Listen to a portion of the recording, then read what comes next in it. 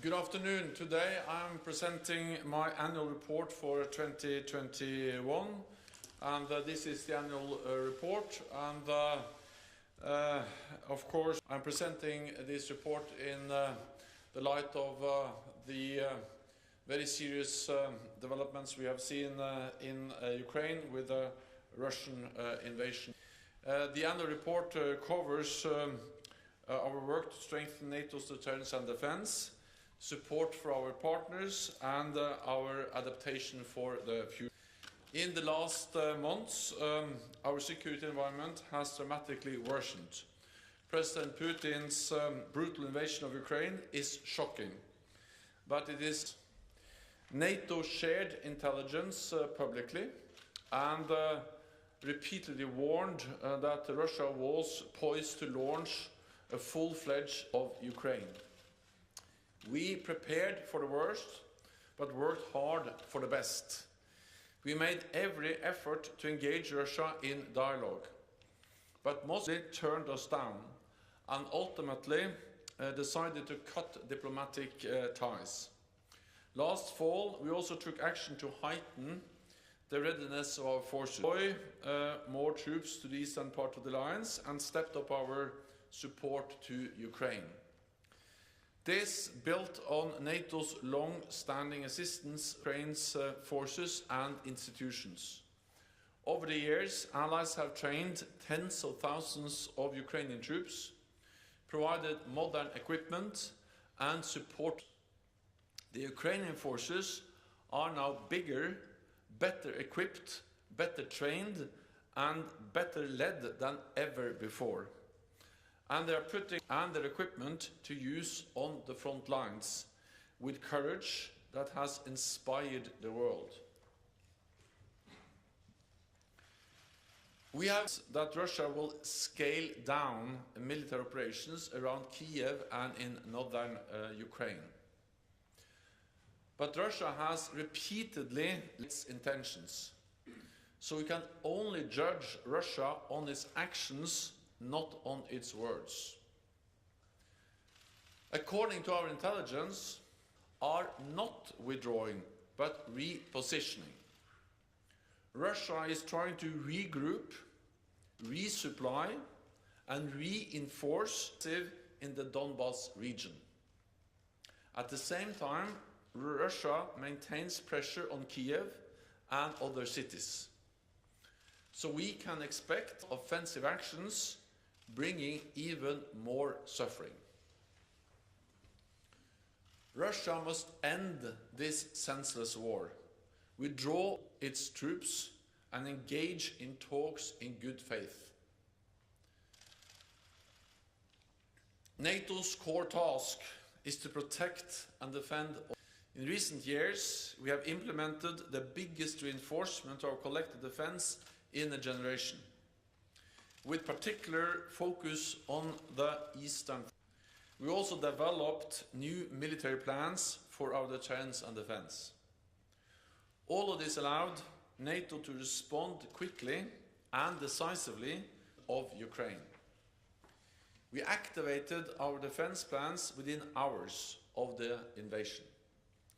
And within days, we deployed thousands of troops to the eastern part of our alliance, from both sides of the Atlantic, backed by major air and naval power. NATO stands strong and united. In 2021, NATO's two newest joint headquarters also became fully operational. Our Joint Force Command in Norfolk, Virginia, focused on securing transatlantic sea lines of communications.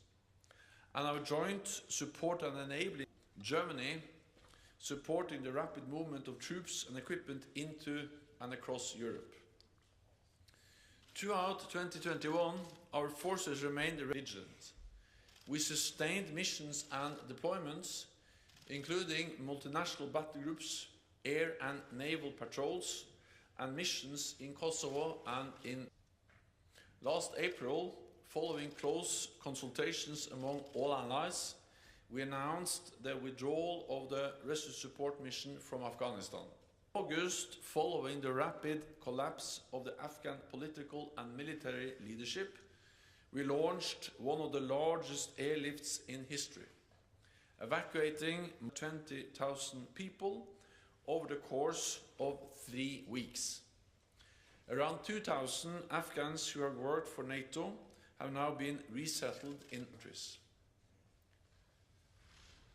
The lessons we have learned from Afghanistan will shape the alliance's response to crisis in the future. 2021 was the 7th consecutive year of rising defense spending across European allies and Canada, to 3.1% rise in real terms, and a total of $270 billion extra since 2014. You will find the latest national defense investment figures in the annual report. At our extraordinary summit last week, allies redouble our efforts to invest more and more quickly in our defense. We face a new security reality, and there is a new sense. We have already seen national announcements of significant increases and procurement of cutting-edge capabilities. And I will submit additional plans on how to meet the defense investment pledge in time for the Madrid summit in June. This is an investment between Europe and North America, which keeps us all safe. The annual report shows that public support for the transatlantic alliance is extremely strong. 81% of the people across the 30 allies believe it is important for North America and Europe to work together for our shared security. The polling we did last year shows that an overwhelming majority, 62%, would vote to remain in NATO, with only 11% saying they would vote to leave. Since then, national polling has shown further increases in support this year. Our polling also shows that a majority of allied citizens consider climate change a security threat. Addressing this is a key element of the agreed by allied leaders at our Brussels summit last year. We also decided to increase our resilience, sharpen our technological edge, and strengthen our work with partners around the world. In June, at our summit in Madrid, we will take further steps to implement the NATO 2030 agenda and defense for the new security reality that we face. We will also agree NATO's next strategic concept, our guiding document for the next decade. We confirm our core values, our purpose, and our unity, and drive the continuing adaptation of our alliance. In the modern world, North America and Europe must stand strong and united in NATO. And with that, I'm ready to take your questions. We'll start with Deutsche Welle, lady there. Thank you very much. Secretary General, we heard some cautious optimism after the fresh round of talks, negotiations between Ukraine and Russia, that Russia has been lying about its intentions. So what is your assessment? Has progress been made? Thank you.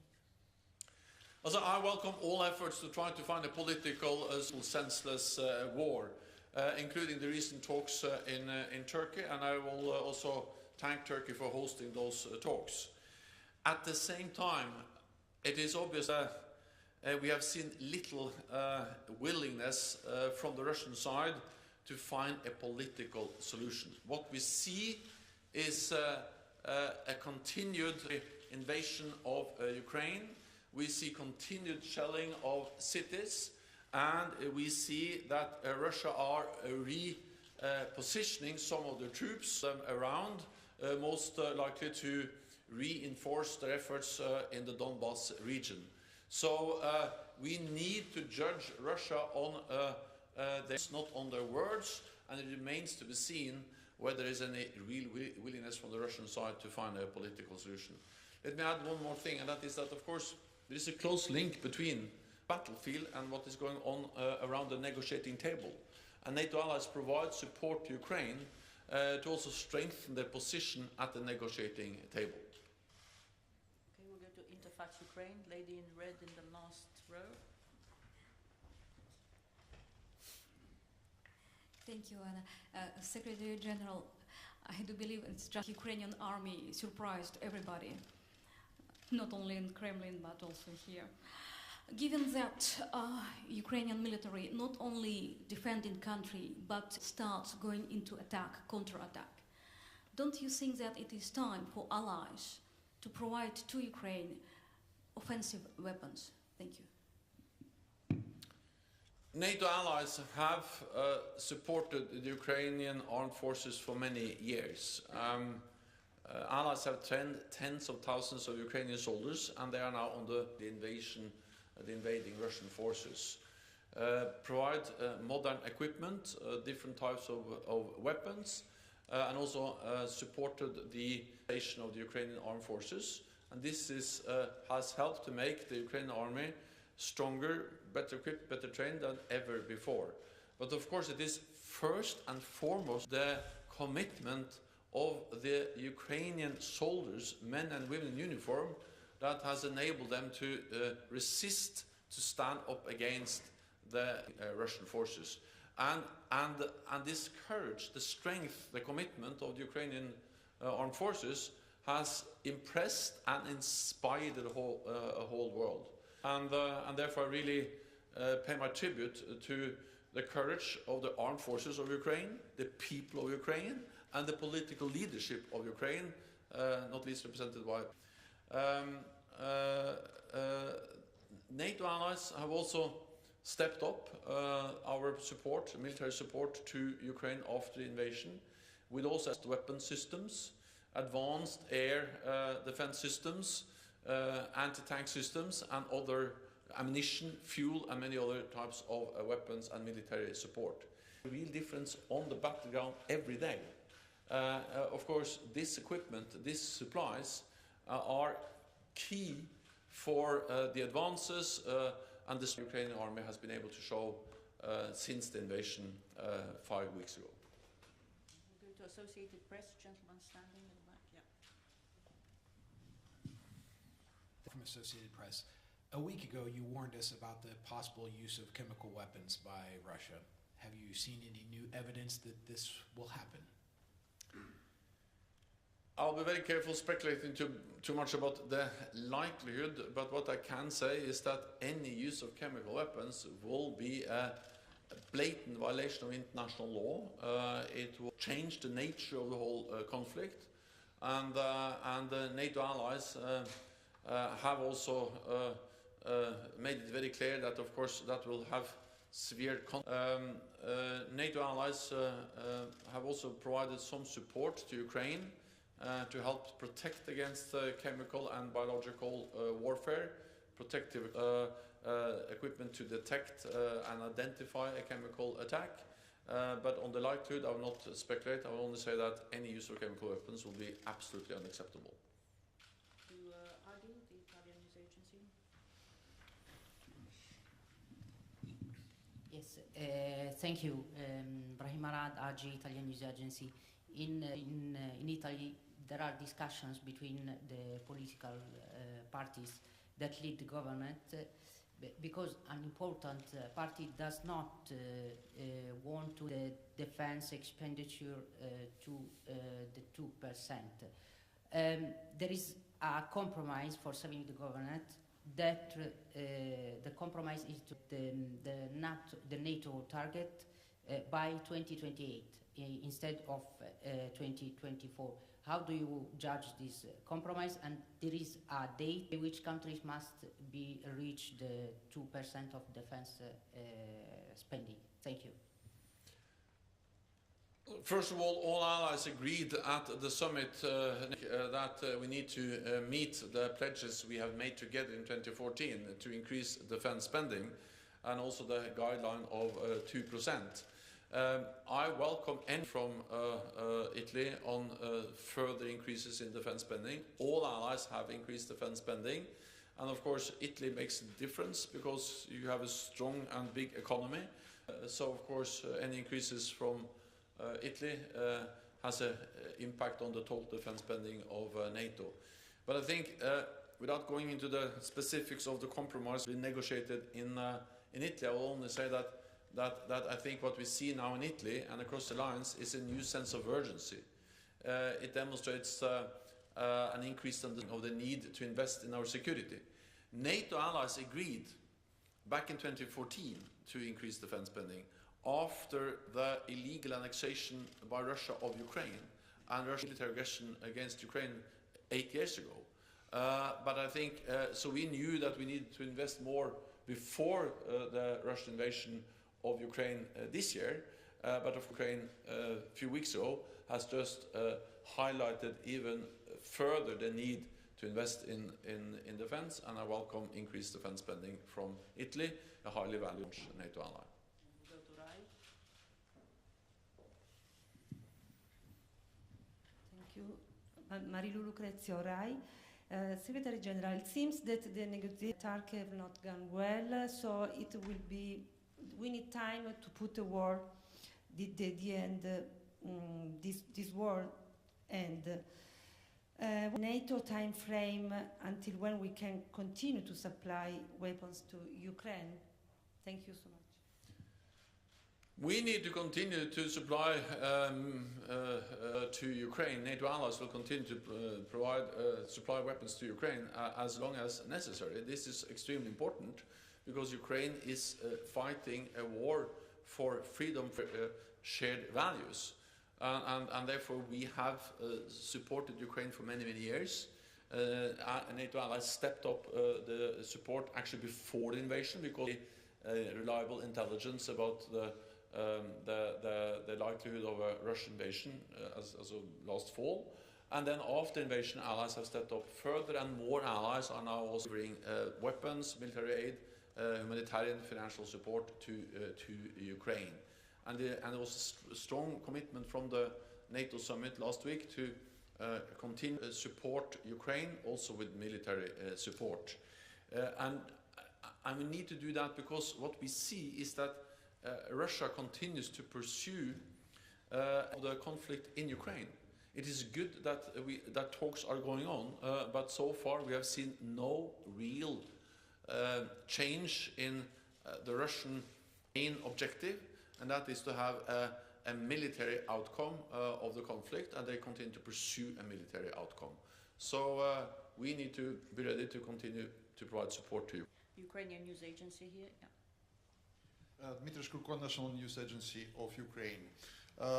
As it reflected in annual report, one of the core tasks for NATO will strengthen its maritime posture in the Black Sea. But now we have absolutely practical situation.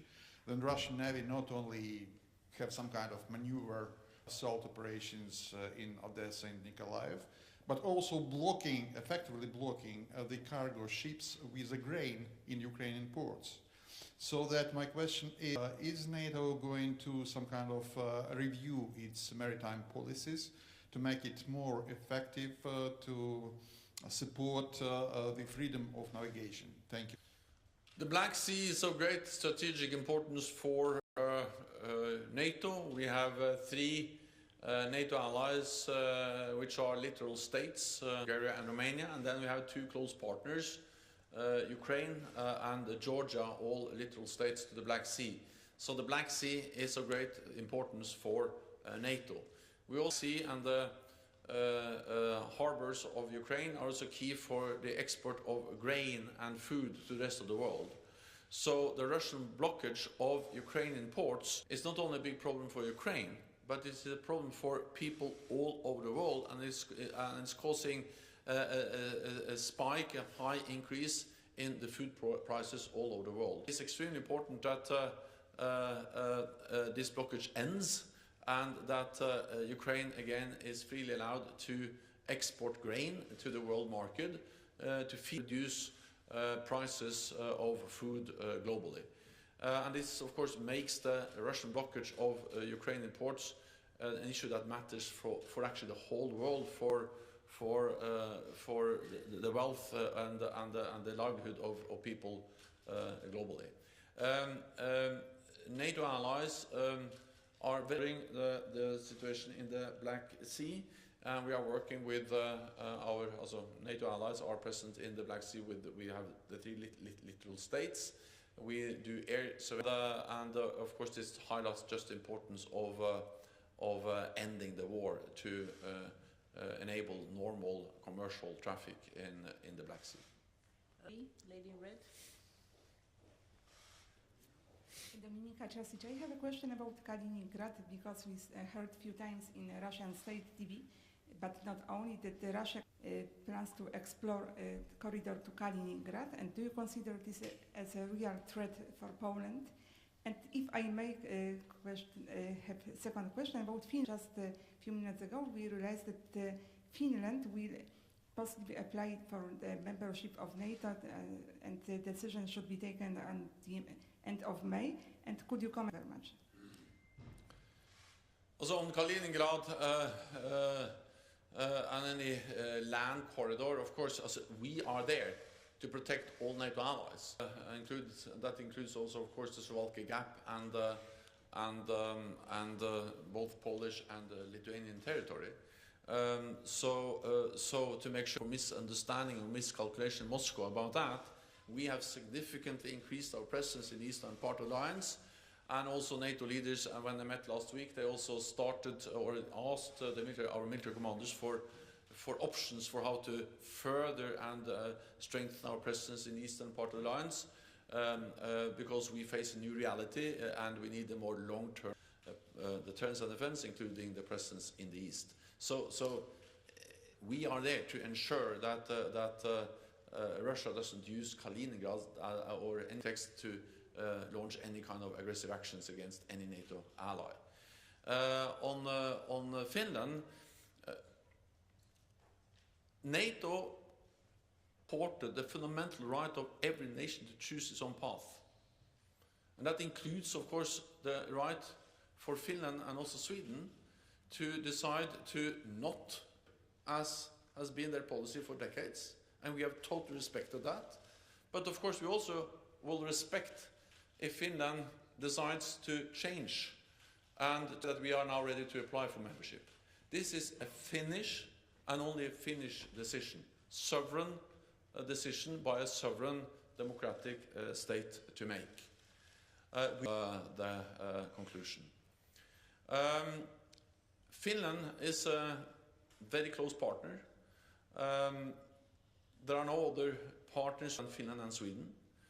I visited Finland and Sweden last fall, and I saw how Finnish and Swedish troops meet the NATO standards, how closely together Finland and Sweden and NATO troops, and of course, if they apply, I expect that they will be very well kind of way to quickly agree the accession protocol and follow up on a membership of Finland. But again, it is for Finland to decide until Finland has made any decision on the issue of membership. We'll take a couple of questions online, and we'll go to TV2 Denmark. Divya Das. Yes, hello, thank you. Divya from TV2 Denmark. So Denmark is offering to send 800 more troops under NATO command to the Baltic countries. First up, will NATO accept this offer? May, sir. The government of Denmark has recently pledged to spend more on defense. Denmark would reach the guideline of 2% of GDP by 20. That is 11 years from now. Is this, in your opinion, ambitious enough? Thank you.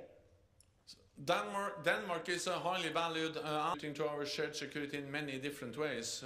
With presence in the Baltic region, you have also been part of different NATO missions and operations, including fighting terrorism, the NATO training mission in Iraq, and you also invest heavily in new modern capabilities, including new fifth-generation aircraft. And all of this is an important contributions to our collective defense, to our shared security, and I would like to commend Denmark now for stepping up, for investing more, and also increased presence in the high north. All of this is important for all NATO allies. I also welcome the commitment to reach the 2% target. We have a commitment to do that as soon as possible. At the same time, I just welcome the fact that Denmark has now clearly identified that they have a plan to reach 2%. And a strong economy, a growing economy, this will in the coming years mean significant additional allocations of funding for the Danish defense budget and for all of us. When it comes to the 800 soldiers or personnel assigned to NATO missions, of course we welcome that. It's extremely important, and we welcome also that Denmark provided more troops and also some more troops on higher readiness. That's extremely important, something which is very much welcomed. We are now in the process of adjust our presence in the eastern part of the alliance for the longer term, and of course as part of that adjustment of NATO presence in the east, Danish troops will be very much. And we'll next take a question from Romania, Robert Lupitu from Calea Europeană. Good afternoon, thank you for taking my question. Mr. Secretary General, Germany has decided to boost its defense spending with additional 100 billion euros. Poland wants to boost its defense still 3% of GDP, Romania as well, 5% of GDP. I want to ask you, do you have an evaluation, given the practical way that the Russian war in Ukraine is happening, about capabilities that, for instance, Germany or countries from the eastern flank will need in terms of land equipments, naval or aerial defense? First of all, I welcome the very strong commitments and announcements made from several allies to invest more. The German announcement to meet it now already, and also from Romania, Poland and others to exceed the 2% guideline. Together this makes a huge difference. I have for many years been employed to allocate money for defense, because then there's less money for health, for education, for infrastructure and other important tasks. At the same time, when we see a new security, we see the aggressive actions of Russia against Ukraine, then we all realize the need to invest in our security, because without peace, without security, anything of all the other aims and goals we have for our societies, be it welfare or be it education or be it addressing climate change. So security is for all the other efforts, and therefore we need to invest more in our security when we face a more dangerous world. And therefore I welcome the announcements by Poland, by Germany and many other allies. In NATO we have a defense planning process where we actually, through a very thorough and comprehensive process, go needs, the different capabilities, and then we identify capabilities. And this is part of NATO defense planning process, and we have capability targets allocated to them. So there is a very specific list of capabilities which we expect allies to invest in according to agreed NATO guidelines and defense plan. So these are very many different types of capabilities, but for instance I think what we have seen is that there's a need to invest more in air defense, there's a need to invest more in higher readiness, to also have more ammunition, more ability to sustain operations for a longer period of time, and high-end capabilities in general. I cannot go into all the details, but I can only say that already agreed in NATO how to spend more investments from NATO allied countries according to an overarching agreed plan which strengthen the whole alliance when we work together. We'll go to this gentleman here. Hello, Mindaugas Laukagalis from Lithuania National Radio and Television. I have two questions. You say that strengthening the eastern flank is one of the main priorities of NATO this year, and in relation to that, for new capabilities, NATO needs more money, and you said that, well, you already said that they are going to boost their defense expenditure, but will it be hard to convince other countries in the West, for example, and the economies are facing higher energy prices and a lot of economical issues at the moment? Thank you. What we have seen over we have specifically increased the NATO presence in the eastern part of the alliance. And of course that reflects the aggressive actions of, by Russia against Ukraine in 2014. And the invasion that took place a few weeks ago just underscores the importance of increasing investments in defense, but also of course being stand flank.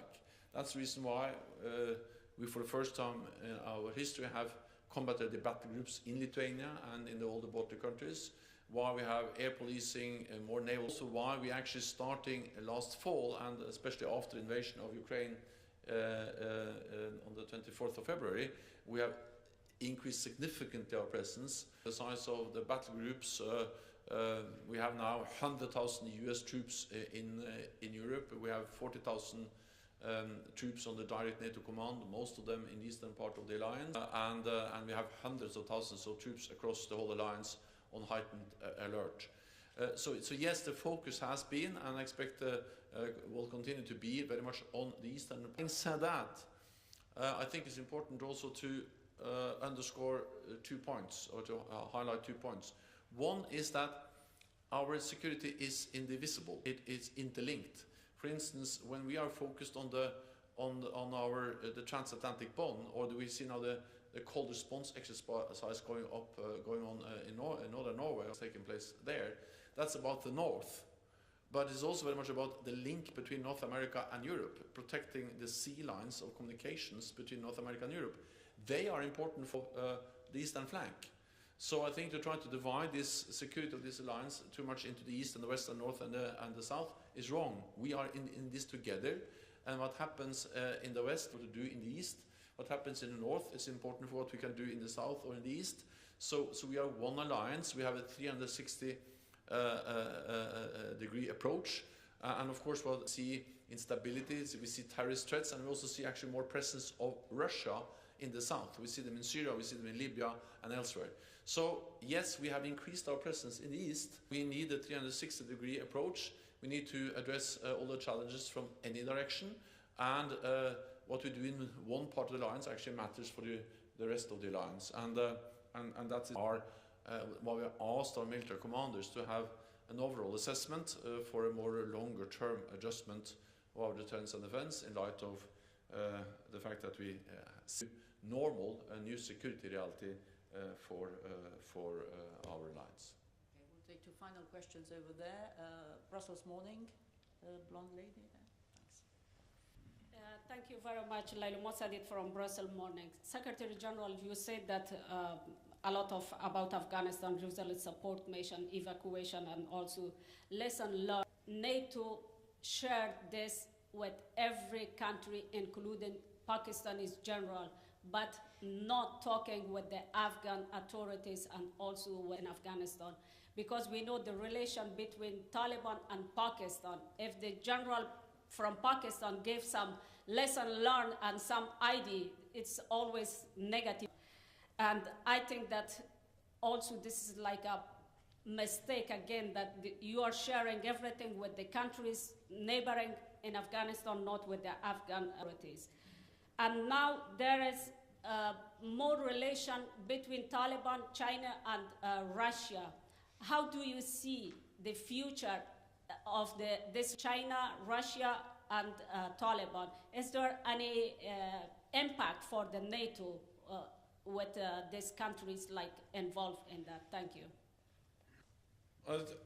I strongly believe that especially the countries in the region, and that includes, of course, Pakistan and China, they have a special responsibility to help to create in Afghanistan, and also to prevent Afghanistan from once again becoming a safe haven for international terrorists. And as we have stated all the way, is that we will continue to be focused on our efforts to fight international terrorism, and including to be focused on how to prevent Afghanistan from once again becoming a safe haven for terrorist attacks against our own countries. NATO as an alliance is not present in Afghanistan anymore, but NATO allies are, by providing humanitarian support, helping through different voluntary or non-governmental organizations. Allies are providing significant support development aid, alleviate the humanitarian catastrophe we may face there, not least because of the risk of food shortages and also the decisions made by Taliban, for instance, to not follow up on the promise they have made to provide education also to girls. So focused allies are closely monitoring, and allies are calling on the Taliban government to make good on their promises, despite the fact that NATO as an alliance has ended its military presence in Afghanistan. We will continue to call them to do so, especially on 2 girls. Final question from Le Soir. Thank you, Philippe Renier, Journal Le Soir. In the vein of what you've just said regarding the leaders, the need for the leaders to agree on new targets at the summit, even higher targets for sure. Thank you. So our focus was, we had last week, to make sure that we deliver on what we have done, what we have already agreed, the 2% guideline. And of course the 2% guideline is not, it's a floor. So of course it's absolutely possible to do more, and we have already seen that many allies, or several allies, have announced that they than 2%, and based on the numbers published in the annual report, and you can see the different individual numbers for the individual allies in the report, but also the announcements we heard last week at the summit. I'm absolutely confident that a big majority of allies will meet the 2% guideline, and more of them will actually spend. So allies are moving in the right direction. Allies are investing more than for many years in defense, and this is extreme because we see that we live in a more dangerous world. Thank you very much. This concludes this press conference. Thank you. Thank you.